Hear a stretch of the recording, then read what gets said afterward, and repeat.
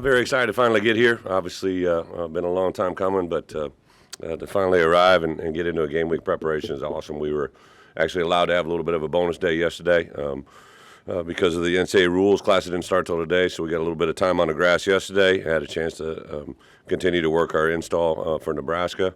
Before we get into Nebraska, I did want to comment publicly. I haven't been able to comment since obviously we named our captains, and those 6 guys, since the time I've arrived to where we are today, have been absolutely awesome to work with. On the defense side of the ball, jumped out right away. Tony Adams is probably one of the first defensive players I met with face to face. He was trying to decide what to do from that point moving forward, had a draft grade and all that stuff that went into it, and locked in with me and Coach Walters quite a bit, and took him a while to come to the decision, but since he's come back, he's just been absolutely awesome, not just with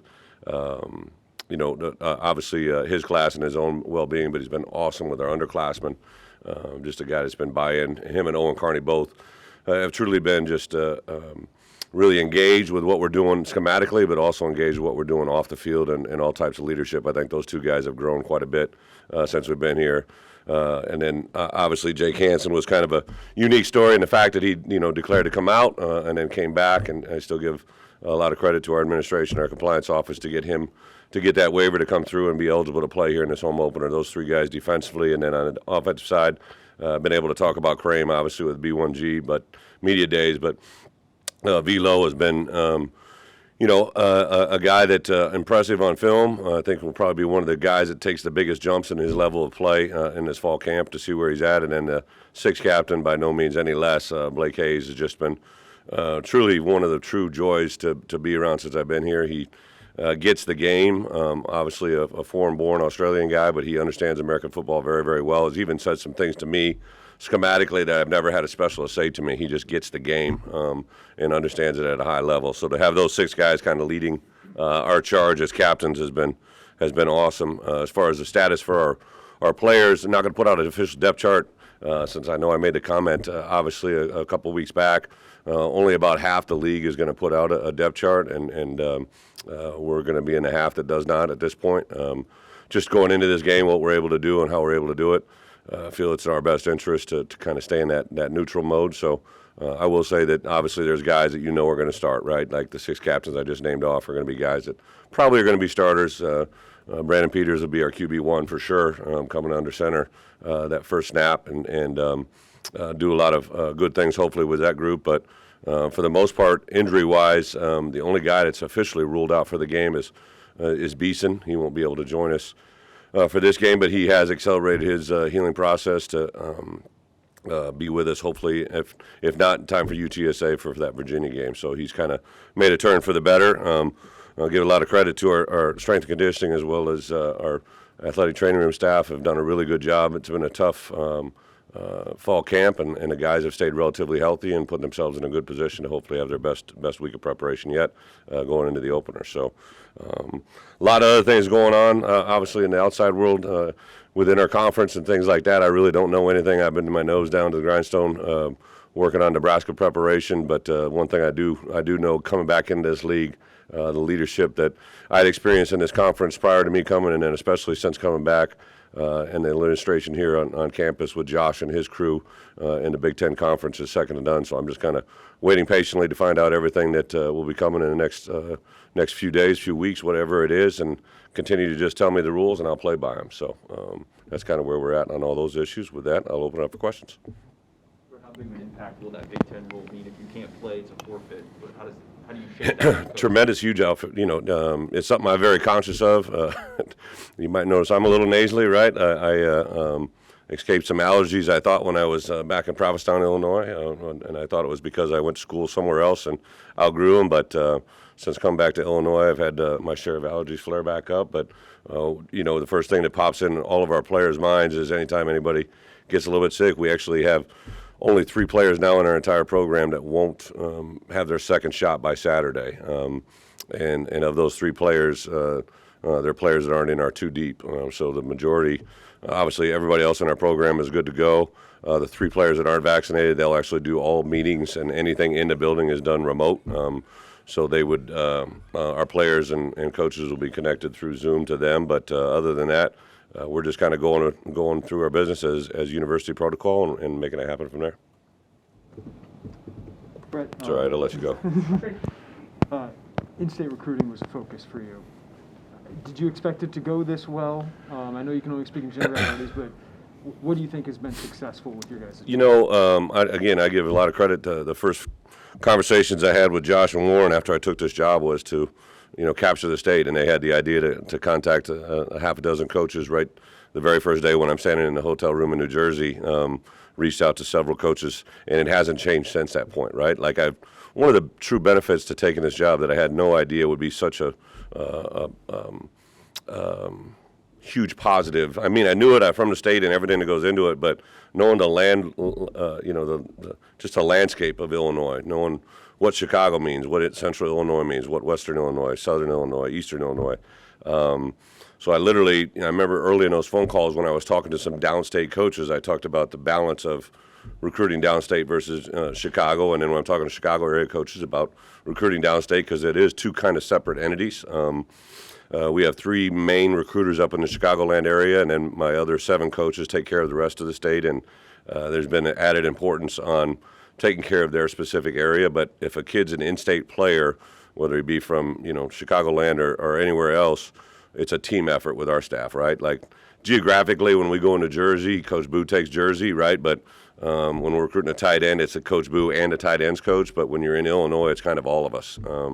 So when we get good news from Illinois players, it's kind of a rallying point around the whole office, and it's been something that we've said from day one and hopefully continues forward. With Brandon, I think when we talked after the first day of training camp, you mentioned how you and Tony had challenged him, to be more vocal, be more of a leader that way. Just, I guess, in the ensuing 3 weeks, have you just seen him take that even more? Yeah, VP is, I would say 3 things, right? So when I get here, all you know is what you've seen off film, right? So I've seen on film, been able to process that, and then as I got to know him, he's a guy that you have to engage, right? You have to engage and kind of draw it out of him. And one of the things that I kind of flipped on him during the course of spring, summer, and now into fall was, why don't you be the engager? Why don't you be the guy that grabs it forward? And even when we voted for captains, he received a significant number of votes offensively, and then the way we do it, our defensive coaches or defensive players vote for 1 offensive guy, our offensive guys vote for 1 defense, and then 2 on their respective side of the ball. He received a lot of crossover votes, so that began to tell me that people other than the people that were in the huddle with him were talking to him and are talking about him or feeling good about him. So he's made some strides, but the real test is going to come Saturday, right? And hopefully the strides that he's made off the field carry on the field, and I definitely know on the field he's made some nice strides as well. I guess in that regard, where have you seen, just from a fresh slate when you got here, just to now, in terms of going out there and leading your offense? Yeah, volume reflects confidence, right? So if you speak loudly and efficiently, then people are going to believe you, right? So volume was a huge factor for us when we're trying to talk to him about on-the-field communication. And then, BP's got a really live arm, right? If you just truly just sit down and watch him throw, pregame warm-ups, pat and go, whatever it is, I mean, he has a pretty special arm. I've been in the NFL for 3 years, and I would say he has that type of caliber arm, just as far as 10-yard out route to a 60-yard post. He has all of the throws. It's just whether or not he can make them to the right person, right, at the right time in the right situation. So he's done a lot of really good things. I give Tony a lot of credit, and I give our players around him a lot of credit as well. When you're able to sit down and just kind of dissect Nebraska with 4 guys on defense that have called defenses at the college level, how much of a benefit is that for you and your staff? Well, obviously Ryan's the only guy that I offered the defense coordinator title to. Interviewed a few guys, but he was the guy that stood out from day one and has probably reinforced that decision 100 times over to where we are today. He's just got, incredible perspective. I think he relates well with our players, but the thing that's probably impressed me the most with Ryan is when I brought these coaches forward to him, right? Like I knew Kevin Kane, I knew Andy Boo, I knew Terrence Jamison, I knew Aaron Henry. I never at one point said, hey, hire this guy. Like I said, just let's interview him, right? Let's interview these guys and see what you think. And he'd come back and he's like, Coach, this is awesome. And Sunday night, I was just in my office reviewing some stuff, and I was going through some notes that he had actually handed me a week prior. And one of those things that he had made written to me, I asked everybody to kind of take a look after 2 weeks of camp and say, what have I done well? What have I not done well? What can we do well in the future? And one of the comments from him was how much he enjoyed this staff and the volume of experience that it brings him as a defensive coordinator. And that just spoke volumes to me about how he's selfless and he's not really in the moment of I'm the defensive coordinator. He's more in the moment of we're the Illinois defense, right? And that kind of said a big statement to me. Both Tony and Ryan today talks about sort of the collaborative process that went into defining what maybe the Illinois offense and defense would be. Was that unique for you, or had you had coaching staffs like that before? I think as a coach you evolve, right? Whether you're an assistant, as a coordinator, as a head coach, you evolve every day. I'm a little bit different from a head coach now at 51 than I was at 35, 36. I think the part that really has helped me is seeing other coaches since I've moved on from the head coaching experience. 2 years in or 3 years in the NFL, two different head coaches, but also just the perspective of what's worked in the past. It's just a different layout. When I took over Wisconsin, I was the defense coordinator, and I worked with Paul Christ as the offensive coordinator. He and I used to compete every day, on a football field, but it was never in that head coach coordinator role. So when I stepped into that role, he and I had several conversations. But it was more along the lines of, hey, this is what you've done, this is what I'd like to see us continue to do, and how can I help you get there, right?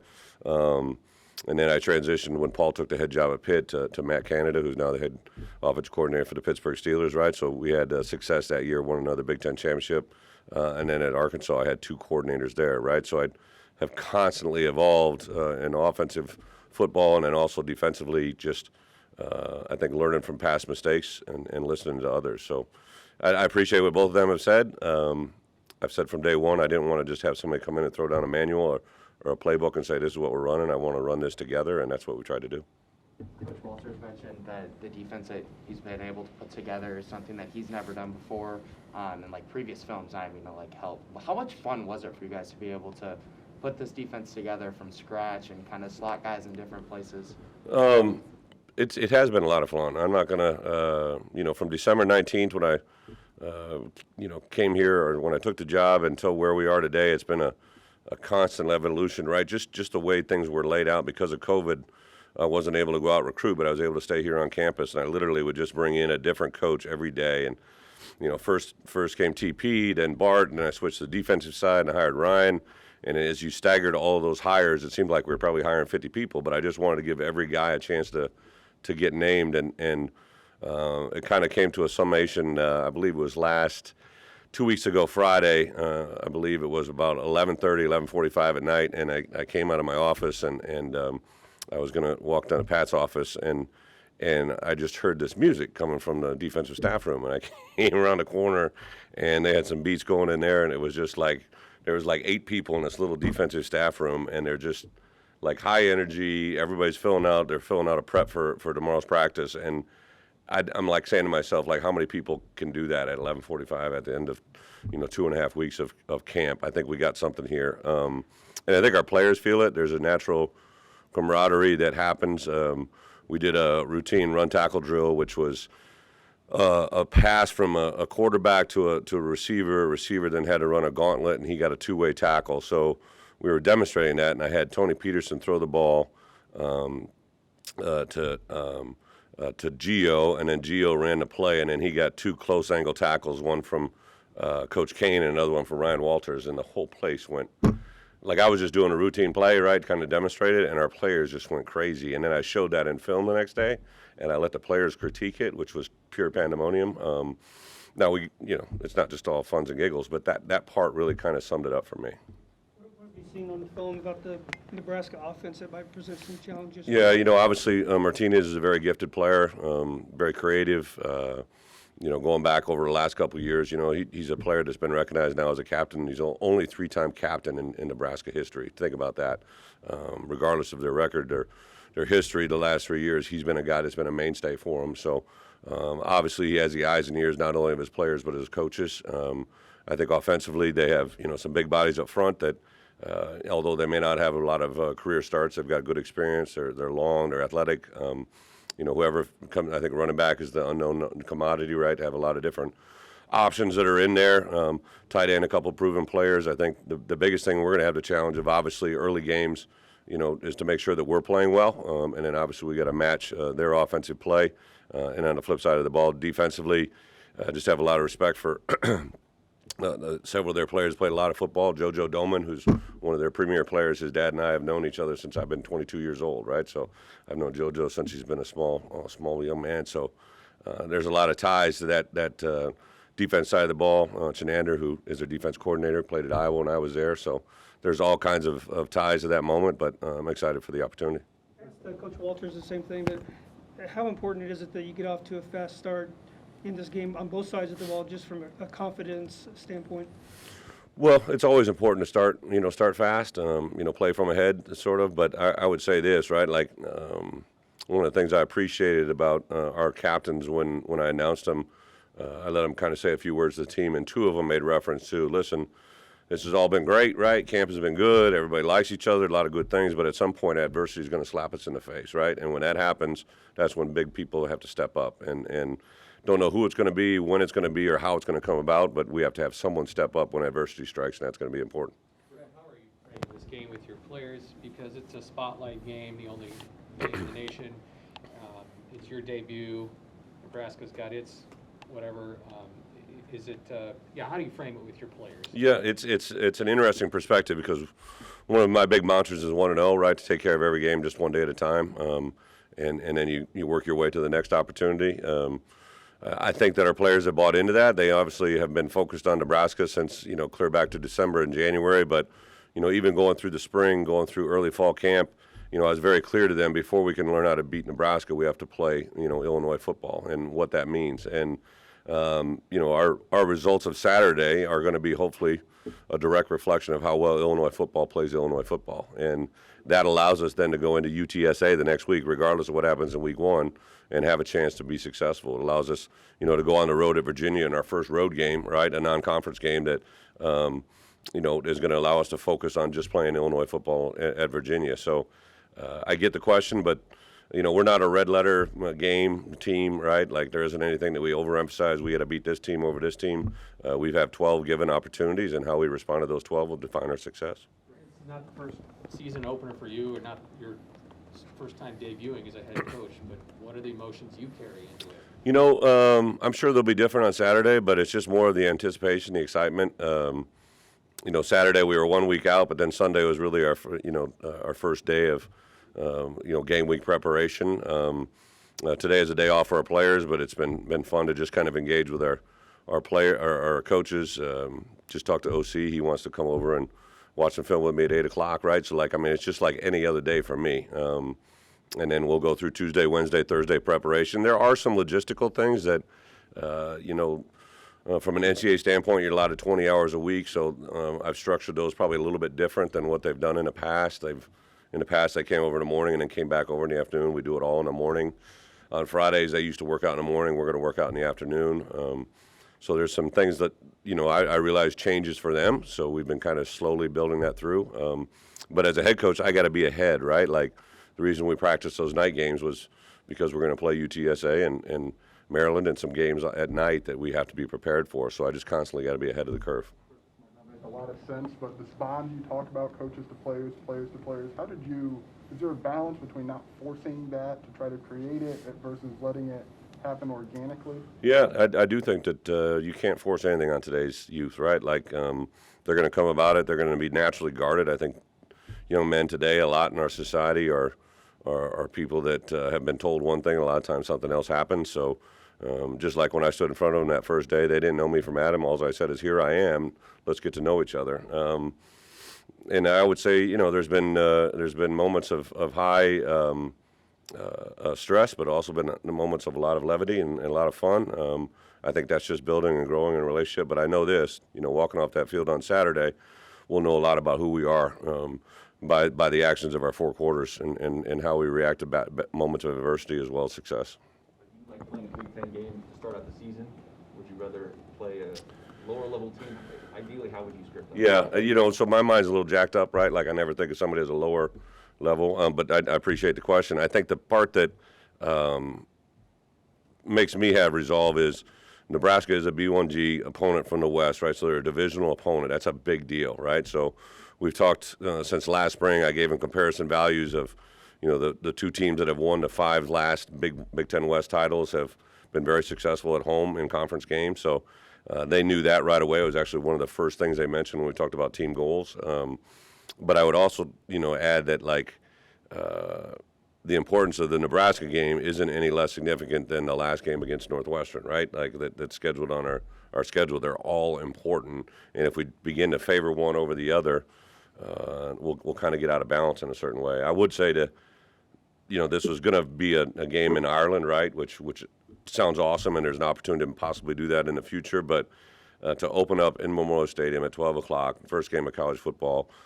I know our numbers keep growing every day in ticket sales. Like, hopefully we can pack this thing as full as we can make it. The student section was unbelievable the other night, having 8,000 students out here, the biggest crowd they've ever had in a long time. If we can get, we got over 50,000 students. Doesn't take a math major long to figure out. We get everybody here, we're going to be in good shape. But I think the Champaign-Urbana community, Central Illinois, Chicago, downstate, if we can show up in numbers, I think it'll be something we can all celebrate. Has there been, with the return of students coming back to campus, obviously COVID's still going on, has there been conversations with players just to remind them? Absolutely. Yeah. So yes, they're vaccinated, but they're still, 100%. So I would say even going back to 2 weekends ago when they, began to matriculate in, and we knew people were starting to show up. Moving day, right? That happens a few weeks out from the start of school, but then even going back to, we had a mock game on Friday and kind of shared with them, obviously you're going to be entering into dormitories, into apartment buildings. You're going to be around people that maybe don't have the same level of commitment to a group of people that other people on campus might have, right? Because, if we protect one another, right, and I think we've been trying to sell that to our guys. I think that's why you saw so many of our guys get vaccinated, is obviously they're trying to protect themselves, but they're trying to protect their teammates. And also, if they're not out there, then they're obviously hurting. If they're a starter and they can't be out there, that's 10 other guys you've let down on the field, but also on the entire sideline. So I couldn't be more pleased. And again, this goes back to, Josh and his athletic department's decisions on what they did last year. And then, Lovey, I will say this, right? Like, to come in last year and realize they had no games canceled due to COVID when everybody else was. And then as an athletic department, to have no contest canceled because of COVID, it just speaks volumes of what this place is all about. Different tangent. I talked to Jake and Lane on Media Day about just the unique opportunity of them being able to play together, the 6-year gap, never really been able to play together. So I'm sure you close brothers in the past, but what are you seeing? How have you seen them interact? I think it's typical big brother, little brother. I was little brother to 2 big brothers that made me feel it every day. I think there's a little bit of that going on. Jake is such an alpha, right? Such a dominant male in our building. It's probably unique for his little brother to say that's my brother. That everybody kind of, when Jake speaks, people listen, right? And I think as coaches, we've been even beyond impressed about just his leadership qualities and his traits. Jake is a really good football player who has high football IQ, great communication skills. Will be a guy that'll have a chance to play at the next level.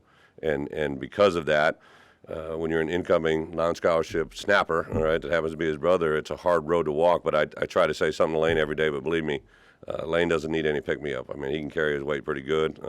It's fun to watch it. And I have had a lot of brothers that have had success, right? Started with the Watt brothers. 3 of those guys are in the NFL. And when I was at Arkansas, I had the Henry boys that I think 2 or 3 of those will be in the NFL eventually. One of them's already in there. So that's been a fun part of the coaching tree. Those genetics usually do add up. You mentioned a couple times about trying to connect with students. I guess Sights and Sounds was probably your first time really getting to do that. What was that moment like for you? It was awesome. Obviously, Cassie Arner and her staff had told us about it.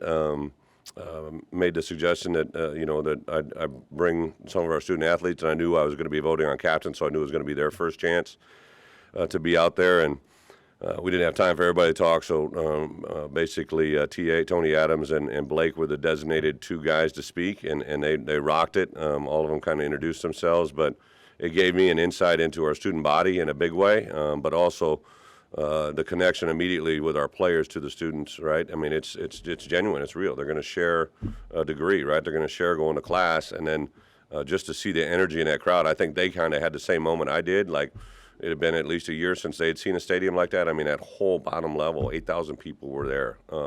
Everybody was wearing orange, right? And it was just one of those moments like you could just know how special this could be. So if you're sitting at home trying to decide if you want to play, come to the game here on Saturday or watch it on TV, if you want to help us, I'm telling you, like, to have that stadium full is going to be a huge, huge opportunity for this program. You guys have spoken highly of Isaiah. What gives you so much confidence in a kid who's going to a position for the first time? Isaiah Williams? Yeah. Isaiah is he's just kind of one of those kids, and I'm sure you guys get it too. Even though he's a quiet demeanor, he walks in with extreme confidence. You feel him when he walks into a room, and then just his I think his level to adapt quickly. Because of a quarterback, he's got high football IQ. He's got big time ability to relate and understand concepts quickly. Understands defenses because he's been studying them. So I think his learning curve will be really, really quick. He's got incredible feet. He had a one-on-one day that was pretty impressive just to sit back and watch. I understand why all those programs offered him as a wide receiver coming out of high school. He's a very special gifted player.